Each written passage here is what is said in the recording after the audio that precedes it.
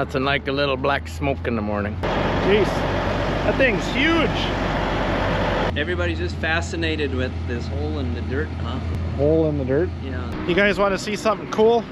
I haven't showed you this yet.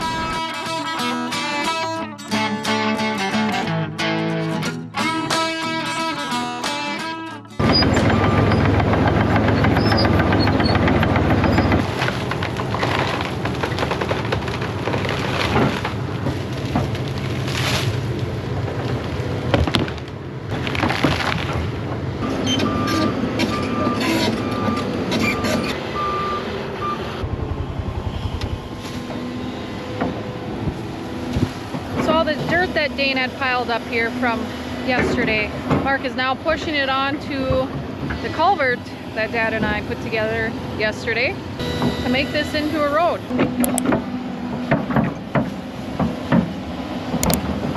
Well, we got him out of the cab. Really? Well, someone's got to frickin' do the work around here. Can't just drive around in a ATV all day. Yeah, you can.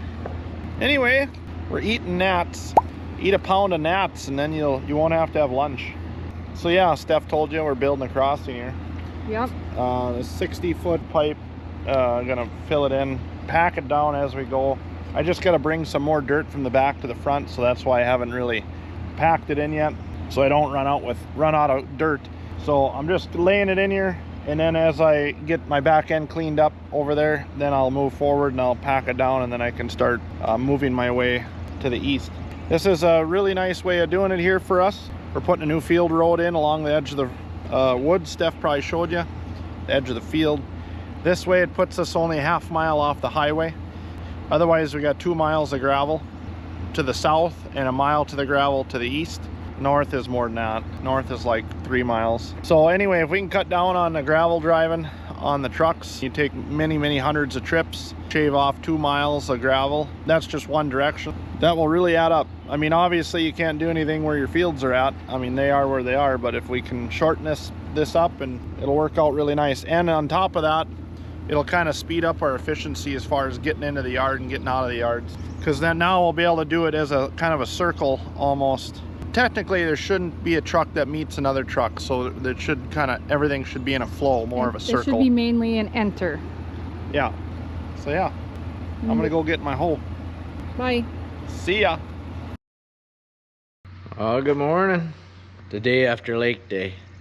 Anyway, we've been having issues with the Ford. Just the Ford. Been hauling a lot of dirt, coring out for the bins and building a road, and done a lot of work with it. And the other day, she threw a spat. We did run it out of fuel, run it low on fuel, but we used it for probably another hour after that. And anyway, gonna make a long story short here. It's got a 871 Detroit in it, V8 Screaming Detroit. It works good, believe it or not, but kind of a finicky, fussy thing. Come up to the pile to stop, back up, and I pushed the clutch in, and she revved up, and then she quit. And we were blaming it on a fuel line sucking air and all this stuff. Spent a lot of time on it, never really got anywhere with it, trying to figure out what's going on. There's a gear pump that runs off the supercharger in the front. We took that off, that works. Finally talked to the right guy and bounced a few things off of Mike Adams out of North Dakota. Mike's Custom Trucks. And he's kind of thinking that we got an injector that's sticking, and that caused it to rev up. When I put the clutch in, it's like the foot pedal was stuck a little bit. And it makes sense. If we got an injector stuck, it's got a rack that moves all the injectors, and if one was sticking, it wouldn't return, and the foot pedal seems funny on it. So what we're gonna do is rip the valve covers off and see if I can't find one of the racks that's sticky, and then go from there. And if it doesn't want to return like it's supposed to, then we'll unhook each individual injector and try to find out which injector is stuck, or which one is our ailment.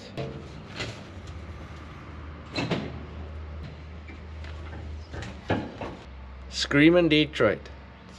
It actually works pretty good for an old gravel truck.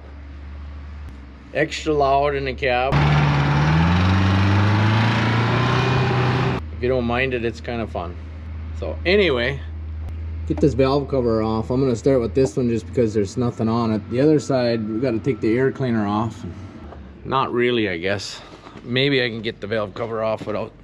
Might have to get rid of this filter housing. We'll find out.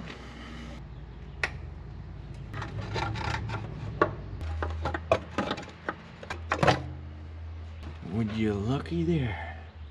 This is kind of neat though. So there's our injectors here.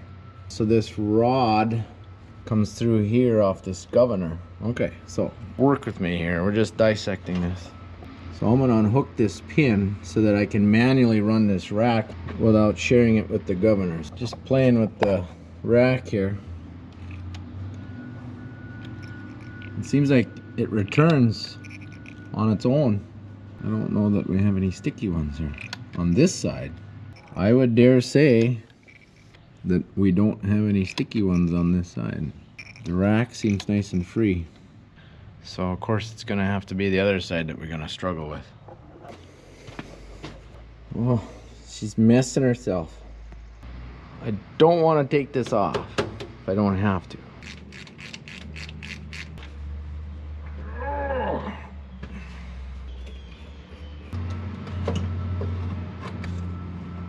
Not. I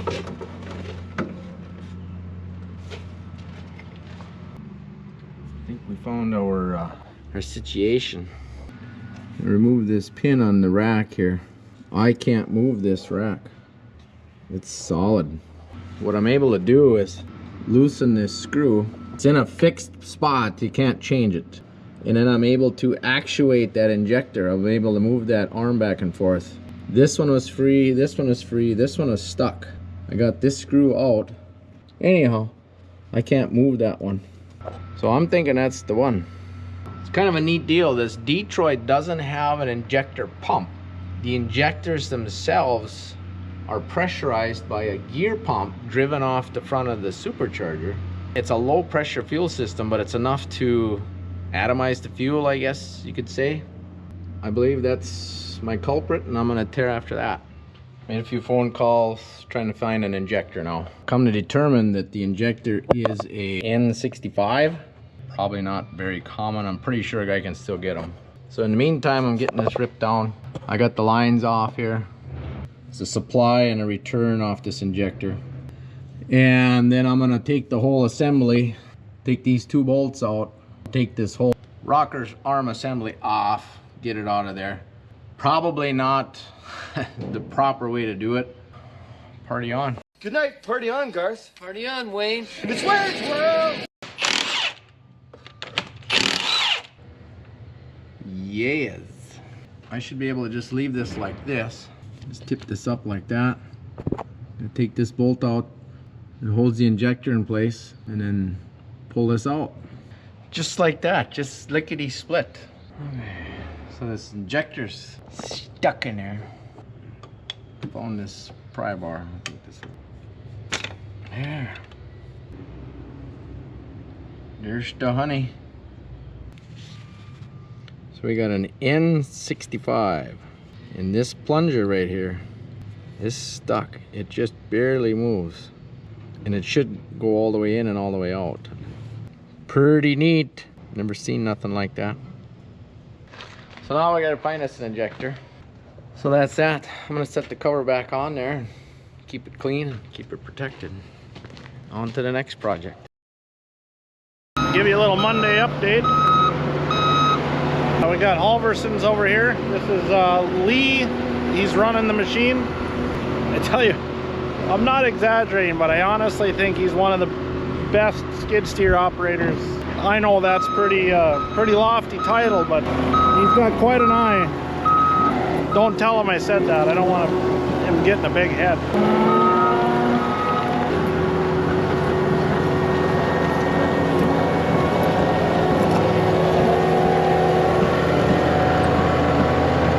We had the laser out here and he check graded, and he's just taking off a little, shaving off a little bit there for him.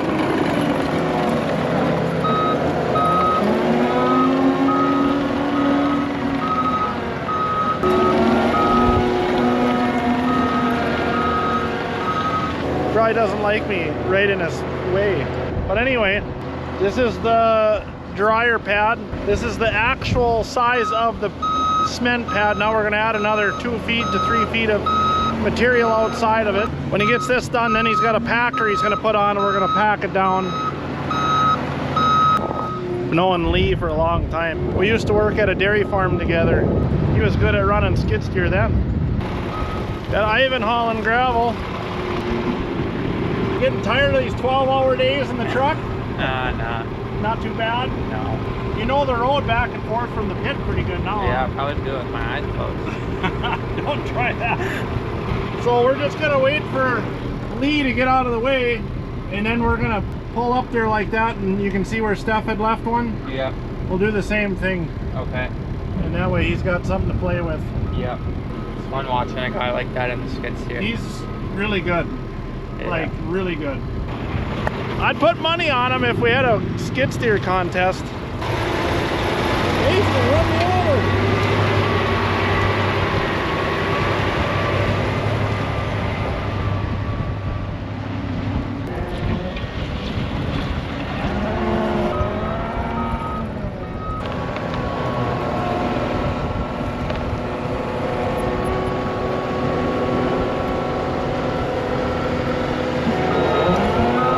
Okay, that's enough of Lee. Otherwise he's gonna say, ah, that's enough, get away from me. So we're gonna put a bucket width all the way around it. Then he's gonna pack it down. And then over here, kind of looks a little crude right now, but Lee's gonna get this straightened out for me. I'm gonna dig into here. This is where the leg's gonna sit right here. They're gonna dig 4 basically post holes, and then they're gonna put sono tubes in with cement way down in the ground, and then we're gonna pour a 2-foot cap on top. Should be good. And we really got lucky over here. This is where the wet bin's gonna go, and wouldn't you know it, it's already to grade. So we just gotta shave a little off here. Yeah, that's about it. We need to bring in some gravel for this pad too. We're gonna pile up some gravel over here. The way they do this now is they just want a flat grade where your base of your cement's gonna be, and then they put the forms, and then they fill the center in with class 5 packet, and then they pour it. So the way we did these is we lifted the whole works up to a certain height, minus 8 inches to allow for the slab, and then they just dug the ring out of the sides. The new way to doing it is just set them up on grade, I guess. You guys want to see something cool? I haven't showed you this yet. A buddy of mine let me use his scraper a little bit for doing our job here. I'm not a huge scraper guy, but if we were to get one, this is the one we'd get. 28 yard K-Tech on a, she's a little dirty, and that wasn't for me. He used her pretty hard this spring. On a 540 CVX. So it's a CVX quad track 540. I drove it a little bit when I used it here. That is the slickest thing on a scraper, I tell you what. But look how big this thing is. I don't even have to lift it up all the way, it's just sitting here. I mean, this is massive. It actually handles it very, very well. The way they have these things designed, quite remarkable. But here's the hitch system on this thing. And then they just swap that out for a drawbar when they need to pull farm implements. But she's a big girl.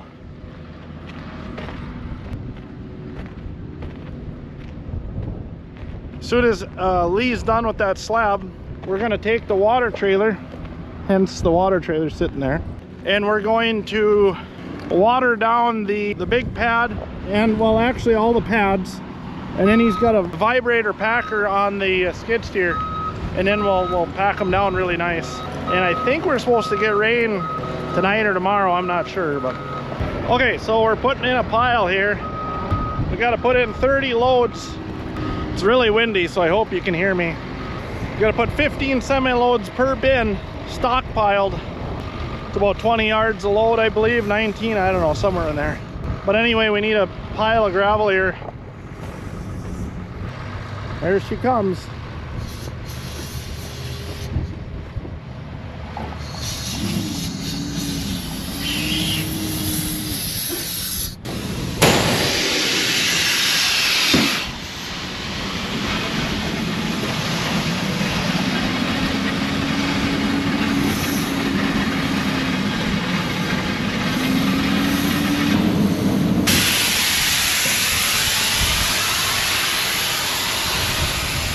Oh, there we go. A little strip of gold. I'll take him and bring it up on the pile. Making a pile.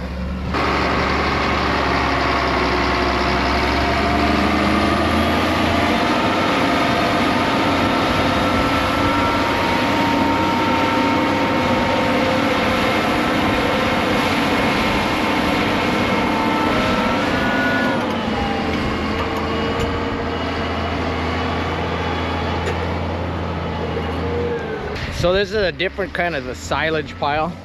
It's got built-in grit, you know. Good for the gizzard. Nice stuff. Got some bigger pieces of grit in there for the colon and that, but mainly for the gizzard on the chickens. So should have enough feed here for about, I don't know, 26 years, 27 years chicken feed.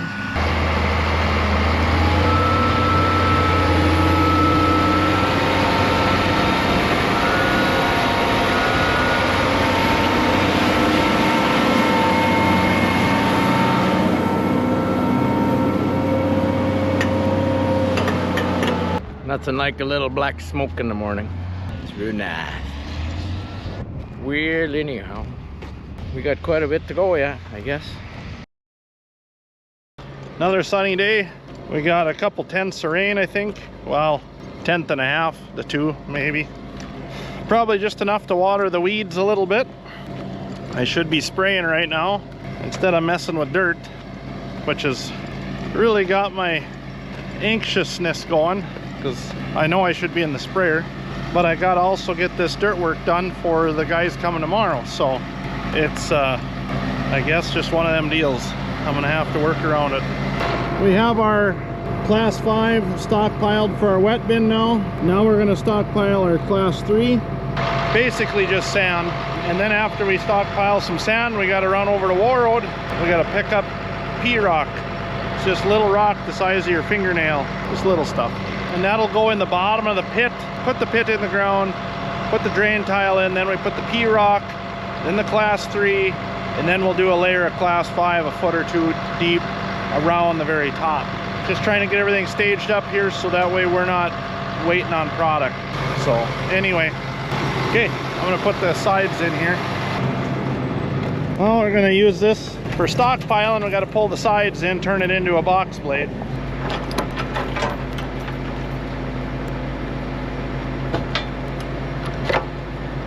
Just like that. Now she's a box blade. If you guys are from this area and you need a good blade, they make all kinds of different sizes. Been very, very happy with this one. We got her on the 4-wheel drive even, so it's not like it's getting it's getting a workout as far as what we're pulling with it and doing with it. So nothing's cracked, broke, leaked, or nothing. So we're been very happy with it. But anyway, you don't even have to be from around here. They'll make them, you can haul them, they go everywhere. Priced right, reasonable, tilt, the whole works. Oh, follow the leader. Okay, Ricky, let's go.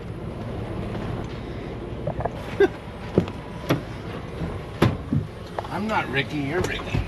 No, you're Teddy. That's even worse. Is that a honeybee? No, that was definitely a hornet. Oh, I wonder what's in here. Let's see. Oh, there ain't nothing in there. Feels pretty light. Usually is. After I left here last night, I went and got groceries. $320 something, $28 or $29. Isn't that pretty normal? I've never spent that much on groceries. Not in one shot. Look at all that. Oh, dirt. we're getting to the pit here. We're gonna get some P-rock. Hopefully we can find Looks like it. a desert. Minus the trees and the tall grass.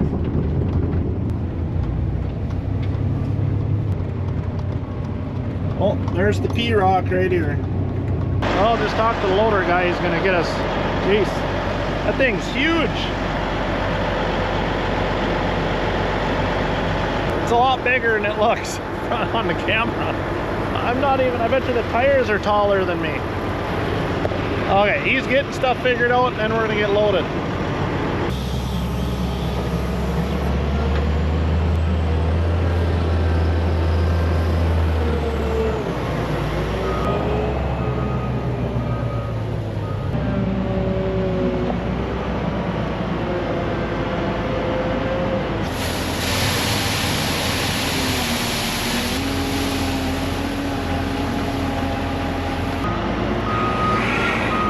Well, we got started the pit here. A little bit of a hole here started. Got the cement guy here. Take some measurements and see how deep we actually need to go. It's heavy, heavy clay. And then on way down here, we got like this sandy clay. Not even sand, it's like it's a clay. It will break apart when you squeeze it. And we got a little topsoil here. Kind of. It's actually below top.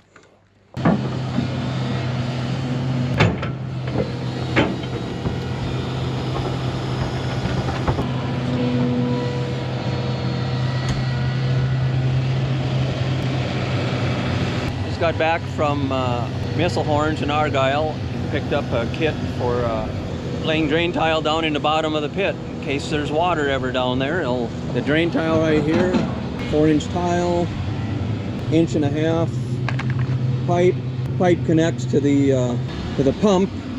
A nice heavy-duty cast iron pump here. Some fittings, and then there's our riser pipe over there. 20-foot riser pipe. We don't need all 20 feet, but put our pump down that. Cement gets poured and some rock gets put in around it, then we'll lay this drain tile in and set that up before we start filling it in. Well, we got the hole dug. We got it all stepped back. It's actually a little deeper than it's needed. Might have to throw a little material in there to bring it up to where we want it, I guess, but looks like there's kind of a sandy clay down there. You can really see the profiles. Everybody's just fascinated with this hole in the dirt, huh? Hole in the dirt? Yeah, the hole in the dirt and stuff. I bet everybody's fascinated. Yeah. What's kind of neat about it is for the owners to know what's kind of under their ground, I guess. It's kind of fun for us. You can feel the cold air. I get a whoosh once in a while. It's all really cold air. Yeah, so now they're gonna put a form in there for the pit and throw some mud in there tomorrow. We'll see what it looks like tomorrow. See you later.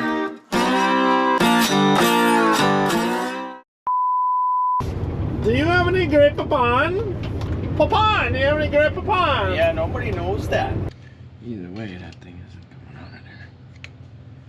I gotta take this whole certain thing right out of there. Something dripping. So what's dripping?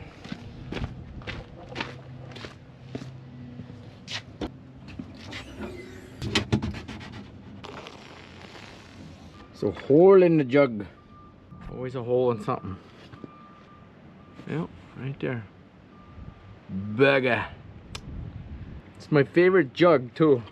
I don't know what we're gonna do to replace that jug. Been around a long time. It's kind of sad. Oh well.